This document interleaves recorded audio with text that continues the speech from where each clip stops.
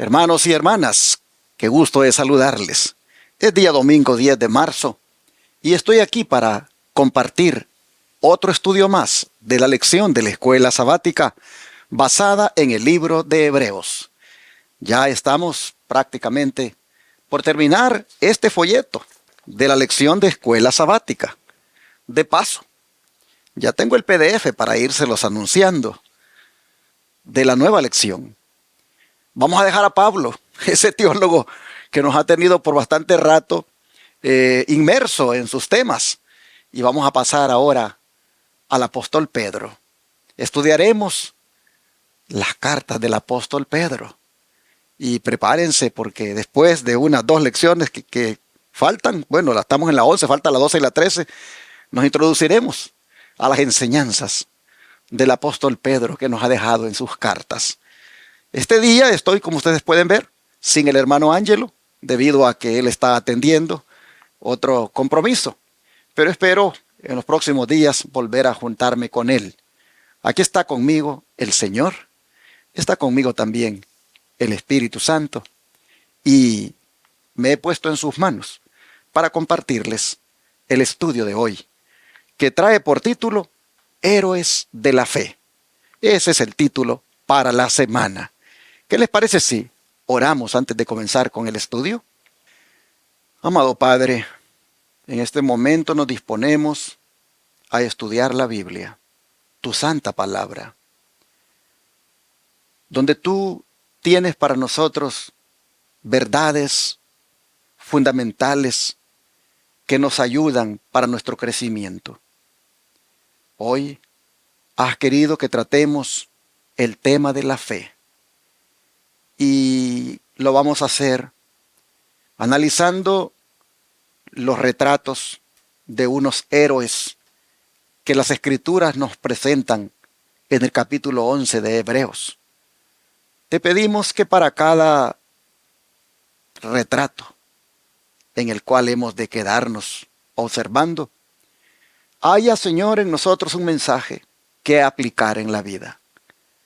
Te rogamos que a partir de este momento el Espíritu Santo tome control de nosotros y nos enseñe lo que necesitamos, de tal manera que, de cara a tu segunda venida, estemos más que preparados. Bendice a los hermanos y hermanas que están ya conectados, que están siguiendo la transmisión. Bendícelo, Señor, a todos, y que en alguna manera todos también vengamos a constituirnos en héroes de la fe en este tiempo del fin. Te lo pedimos en el nombre de Jesús. Amén. El apóstol Pablo quiere que entremos en este momento a una galería donde hay varios retratos. Los retratos siempre tienen un mensaje que dar. Me recuerdo una vez, estaba asistiendo a la oficina de la asociación de los adventistas allá en mi país. Y mientras estaba allí hablando con el presidente de turno, miré que había en toda la oficina una galería de retratos. Y le preguntaba al presidente qué era todo lo que había allí. Y decía, bueno, son todos los presidentes que ha habido en esta asociación. Cada uno de ellos, en su tiempo, de alguna manera fue instrumento para el crecimiento de lo que ahora es la asociación, decía el presidente. Y me llamó la atención algunos retratos de los primeros. Y hice algunas preguntas sobre ellos y me dijeron algunas cosas interesantes que en la administración de ese presidente se hicieron. Bueno, hermanos, como ese ejemplo que les doy, es lo que nosotros vamos a mirar ahora en el libro de Hebreos. Vamos a entrar a un salón donde hay una lista de retratos. La lección no da para analizar cada retrato. A mí me gustaría que se hubiera hecho una lección donde analizáramos cada retrato de los que se presentan acá en el capítulo 11 de Hebreos, pero el autor eligió a Abel, eligió a Noé, eligió a Jacob, a Sansón y a José. Podría haber elegido a Enoc, podría haber elegido a Moisés, podría haber elegido a otros más como Abraham, pero escogió estos. De todas formas, hermanos, creo que ya queda en nosotros que profundicemos en el tema y agarráramos héroe por héroe de la fe y ahondáramos y tratáramos de extraer lecciones. Llama la atención cuando uno estudia a los héroes de la fe que ellos no fueron impecables. Ellos fueron personas con defectos, igual que los nuestros. Y sin embargo, aparecen en esta lista de retratos, en esta galería. Esto nos dice, hermanos, de que también nosotros pudiéramos formar parte de una galería de fe en este tiempo. También nosotros, hermanos, con nuestros defectos, si llegamos a entregarnos a Cristo y pusiéramos a su disposición nuestra vida de manera que quite esos defectos, en determinado momento pudiéramos llegar a ser transformados. Y aunque somos pecadores ahora, hermanos, con la justicia de Cristo quedaríamos revestidos y así podríamos también formar parte de la galería de la fe en este tiempo del fin. Cuando hablamos de los héroes de la fe, llama la atención por qué se les llama de la fe. Porque estos hombres fueron hombres de fe. ¿Pero qué es la fe? El versículo de memoria dice, en Hebreos 11, 1 y 2, es pues la fe la certeza de lo que se espera, la convicción de lo que no se ve, porque por ella alcanzaron buen testimonio los antiguos. Hermanos y hermanas, fíjense ustedes lo que es la fe. Quisiera agregar un poquito más, y es que el término fe en el griego es pistis, y pistis significa confianza, significa esperanza, significa lealtad y fidelidad. Cuando los griegos utilizaban pistis, ellos lo hacían en el sentido de una conducta fiel que reflejaba una persona que tenía una actitud mental. A ver, déjenme explicarlo de otra manera. Tener esperanza, tener confianza, eso es una actitud mental que lo lleva a uno a una conducta fiel, a una conducta de lealtad y fidelidad. La fe es la actitud mental que te lleva a hacer actos fieles. Y cuando se mira la lista, cuando se mira a estos héroes en el capítulo 11, uno lo que está mirando ahí es hombres que tuvieron una actitud mental que los llevó a hacer actos fieles. Ahora, es tan importante esta actitud mental de esperanza y confianza, que son sinónimos de fe, que es algo, hermanos, que el cristiano no debe permitir que se le muera. Nosotros tenemos esperanza en un galardón que Dios nos va a dar. Nosotros tenemos esperanza en una herencia que el Señor nos ha prometido. Y tenemos la confianza en Él porque Él es veraz, porque Él cumple lo que promete.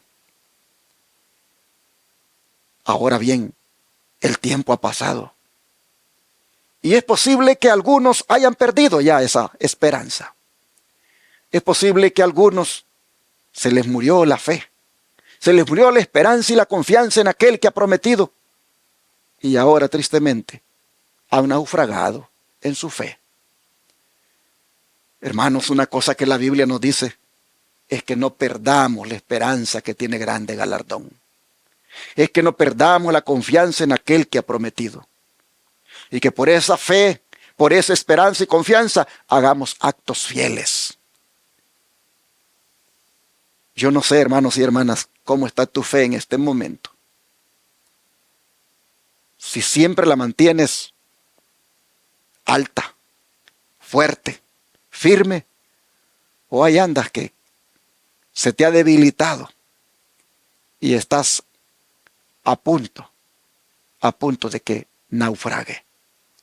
Mira, si ese fuera el caso, te digo hoy, no dejes que naufrague, no dejes que se debilite, no dejes, hermano, hermana, que vayas a la deriva.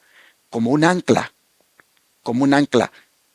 afírmate, aférrate de ella.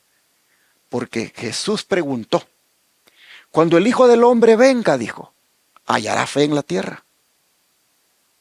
Y Pablo dice, mas el justo, por la fe, vivirá. Así que te das cuenta cómo eso no se puede perder, cómo eso es de vital, cómo eso es de importante, que de cara a la venida del Señor, eso, hermanos, va a determinar inclusive nuestra salvación. Cristo es el que salva, hermanos. Pero nuestra fe en el Salvador, nuestra esperanza en el Salvador, nuestra confianza en el Salvador, no la debemos perder nunca. Estos hombres que Pablo nos presenta aquí en el capítulo 11 de Hebreos, fueron hombres que tuvieron fe en aquello que Dios prometió y aunque lo miraron de lejos. Y ahora nosotros que estamos más cerca. Si aquellos hombres que lo miraron de lejos, hermanos, no perdieron la esperanza ni la confianza en lo que Dios había prometido, en que lo miraran de lejos, ¿por qué nosotros la vamos a perder ahora que lo miramos de cerca? Nosotros que estamos más cerquita, ¿qué dice Pablo? Aún un poquito y el que ha de venir vendrá y no tardará. ¿Cómo es posible que nosotros que estamos a un poquito de que se cumpla la promesa, cómo es posible que nosotros perdamos la esperanza y la confianza que tiene grande galardón cuando aquellos que lo miraban desde lejos no la perdieron y por eso aparecen aquí en la lista de héroes? Así que, hermano, hermana, no pierdas la convicción, no pierdas la certeza, no pierdas la esperanza y la fe, porque con esa actitud mental, los hombres que vamos a estudiar esta semana, dice, alcanzaron buen testimonio. Es decir, agradaron a Dios con eso. El don de profecía dice, la fe salvadora, dice, es una transacción por la cual los que reciben a Cristo se unen con Dios mediante un pacto. ¿Qué se requiere, hermanos, para unirse con Dios mediante un pacto? La fe salvadora. La fe que salva. La fe puesta en el Salvador que es Cristo. La fe genuina, dice, es vida. Una fe viva significa un aumento de vigor, una confianza implícita por la cual el alma llega a ser una potencia vencedora. El deseo de toda la gente, página 312. ¿Quieres tú ser una potencia vencedora? ¿Quieres ser tú una persona poderosa? Hermanos, eso solo se puede hacer mediante la fe. Bueno, Cristo dijo, si tuvieran fe, aunque sea como un granito de mostaza, ustedes le dirían a este monte, pásate de aquí para ahí, lo haría. O sea, hermanos, habría un poder.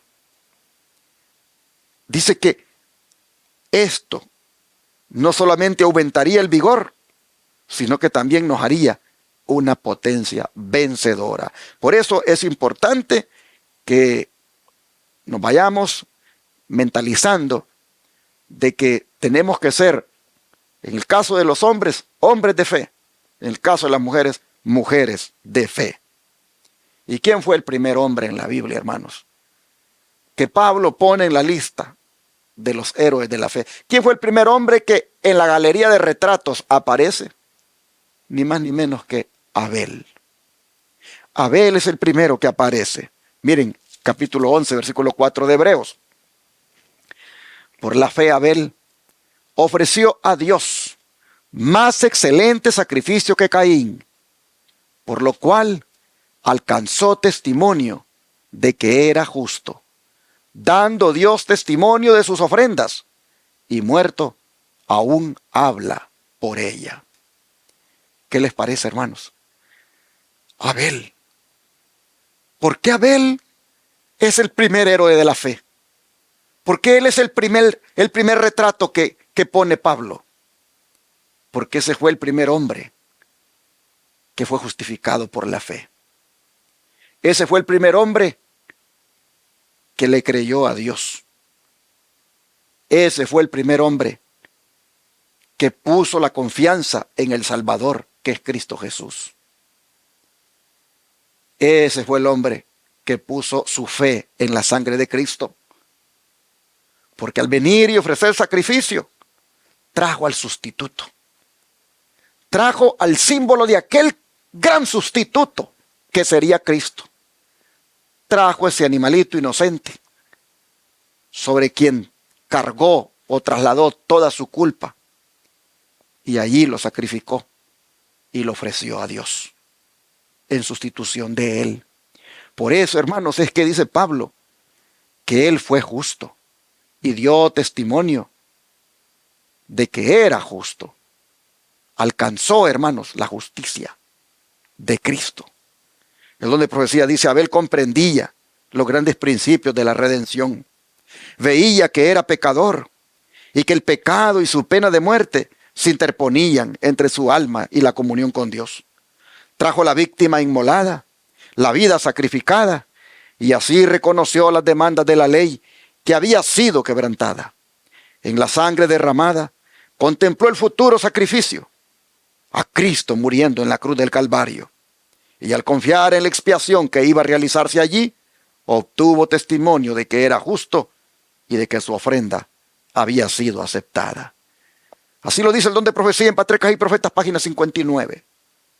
Así que, hermanos y hermanas, Abel fue el primer hombre que puso su fe en Cristo. Abel fue el primer hombre que aparece en las Escrituras como el que puso su confianza y su esperanza en el Señor, que le podría perdonar los pecados. Abel fue el primer hombre que reconoció, hermanos, que era pecador. Si tomamos en cuenta que pecado es la transgresión a la ley, Abel fue el primer hombre que reconoció que la ley quebrantada por su pecado, hermanos, ameritaba que él muriera, porque la paga del pecado es muerte. Pero al venir y presentar aquel sacrificio, él ponía su fe en aquel que un día había de venir y ser sacrificado por todos nosotros. ¡Qué hombre este! Oh, mis hermanos. En cambio, su hermano Caín, hermanos, también ese día se presentó con él para ofrecer una ofrenda. Pero las Escrituras dicen que Dios miró con agrado la ofrenda de Abel, pero no la de Caín. ¿Por qué? Si nosotros miramos Hebreos 9:22, podemos deducir por qué pudo haber sido que Dios no la miró con agrado. Porque dice así, Hebreos 9:22, casi todo es purificado según la ley con sangre, y sin derramamiento de sangre no se hace remisión. Es decir, no hay perdón. Sin derramamiento de sangre no hay perdón. Y en ese aspecto, Caín falló. Porque Caín no trajo una víctima, un animalito para sacrificar. La Escritura dice que Caín trajo lo mejor de los frutos. Porque era un agricultor. Abel era un pastor de ovejas. Pero si Caín hubiera tenido la misma fe de Abel, ¿qué le costaba decirle a Abel: dame un corderito a mí también para poder ofrecerlo? Pero no.